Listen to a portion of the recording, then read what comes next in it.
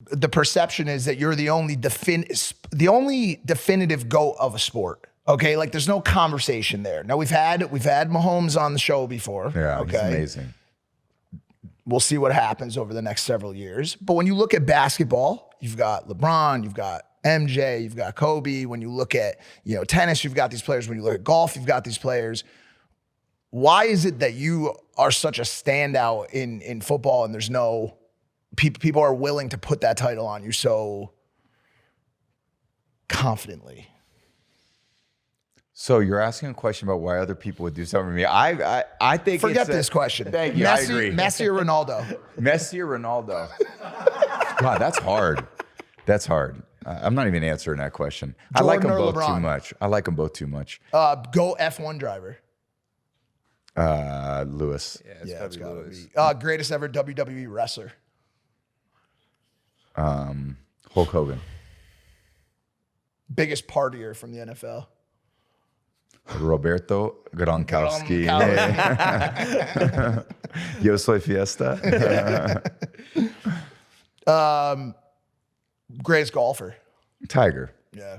Yeah. It's just interesting because it's a ridiculous debate. And I see it on sports all the time. And it's like everyone's just blah, blah, blah.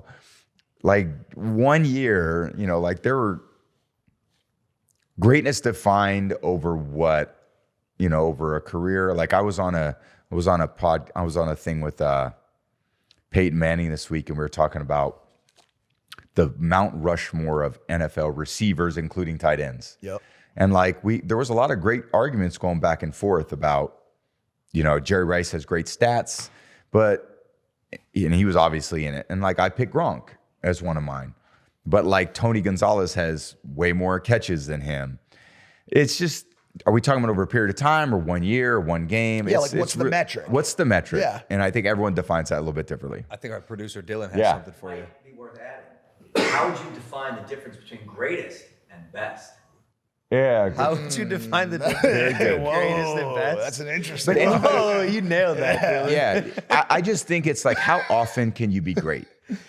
How often can you be great? Consistency. Because consistency of greatness. Everyone can do great things. Yep. But if you're a golfer and you make a birdie and then a bogey and then a birdie, then a bogey, then a birdie bogey, at the end of the day, you shoot par and you're average. If you make 2 birdies for every bogey, it's a great round. If you make 3 birdies for every bogey, so we all make bogeys. The question is, how many birdies can you make? And in football, I would say I threw 700 passes a year. In my mind, I threw about 10 to 20 of those perfectly out of 700. So 680 times was imperfect. Now, you may not know where I was trying to throw the ball. You may think, man, he threw a perfect pass.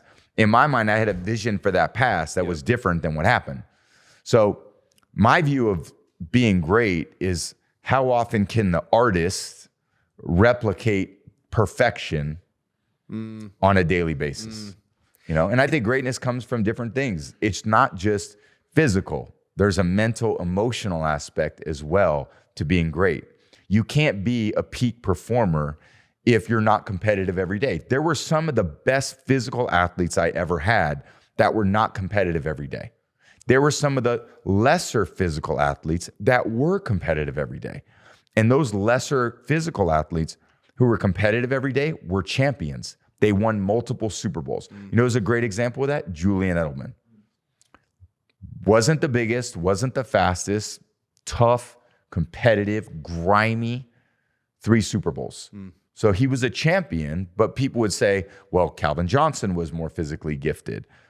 There's a lot of them out there, but Julian's a champion. So I don't know. Everyone gets to define it how they want to. Yeah. I write this newsletter $1.99 and I actually wrote about it this week. Hey guys, if you like that clip, hit the subscribe button. And if you want to see more zany clips, click the video right here.